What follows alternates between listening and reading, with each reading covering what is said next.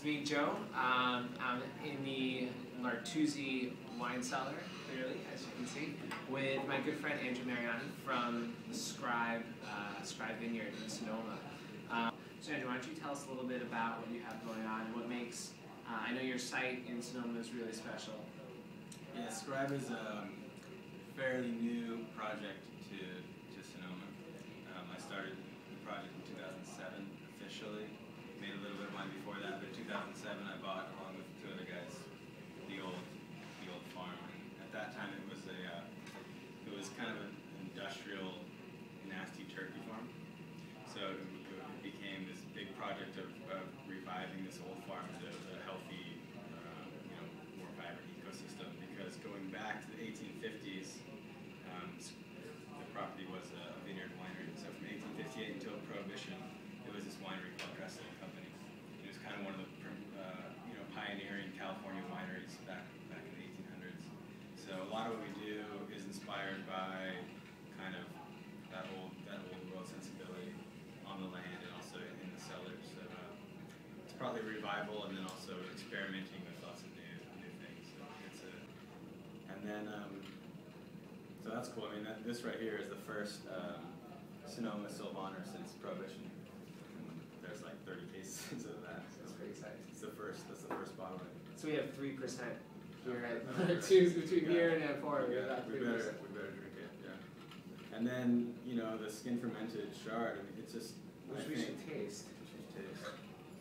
I think, experimentation is a necessity in winemaking, and this is essentially what this was just kind of a for fun experimentation inspired by some northern Italian wines that I dig, so this is a Clone 809, which is this new Dijon clone to Sonoma. People grafted over to it like 3 years ago or so. So in 2009, we harvested a little bit of it and had like this really strange Viognier Muscat characteristic. So I thought, kind of, in order to balance that out, if we can get some of that like phenolic influence from the skin fermentation, maybe that would kind of work. So we just did 2 barrels of this. This is my first time tasting this wine. Usually Chardonnay is in the category of what you call more neutral grapes.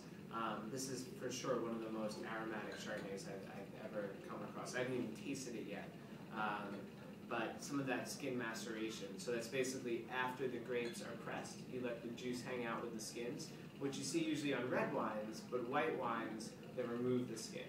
Typically, you remove the skin from the white wines. Here, it's made a little bit more in the style of a red wine, and it creates so much more complexity than you normally get in a typical white wine, especially Chardonnay. Chardonnay doesn't have a lot of its own flavor. It comes from either the soil or the winemaking.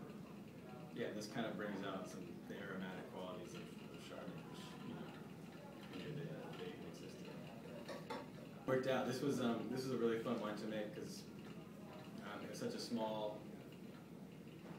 amount of it that it didn't fit. Once after fermentation on the skins, it didn't really fit into presses, so it was all hand pressed. So I basically took out of the stainless steel, out of the tank, a bucket, and picked up the juice and skins, put it on a grid, and pressed it with my hands. And that was the pressing process to separate grape and skin, or juice and skin, and then we put it in a barrel for a while and bottled it. That was it.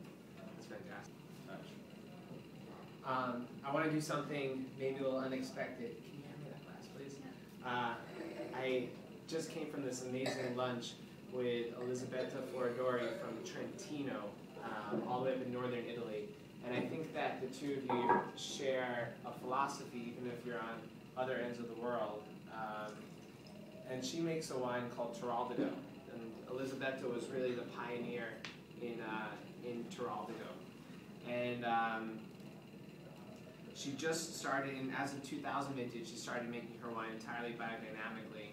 And as of 2009, she started aging her wines in amphora. So this wine isn't yet released in New York, but she gave me the Magnum to bring back.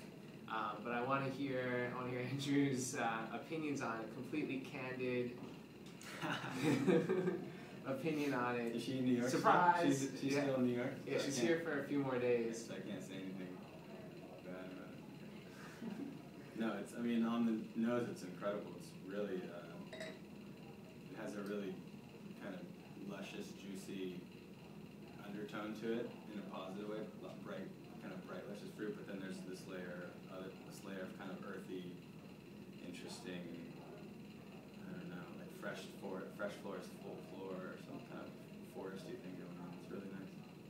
Which makes a lot of sense because she's right up on the border of Austria, at the foothills of the Alps, and sort of right in the Alpine, getting into the Alpine kind of area. Yeah, that's amazing. I could drink that all day. Right. It has like a nice, like that kind of bright tartness to it, but then the fruit, yeah, it's awesome. Surprise! Anyway, hope to see you guys.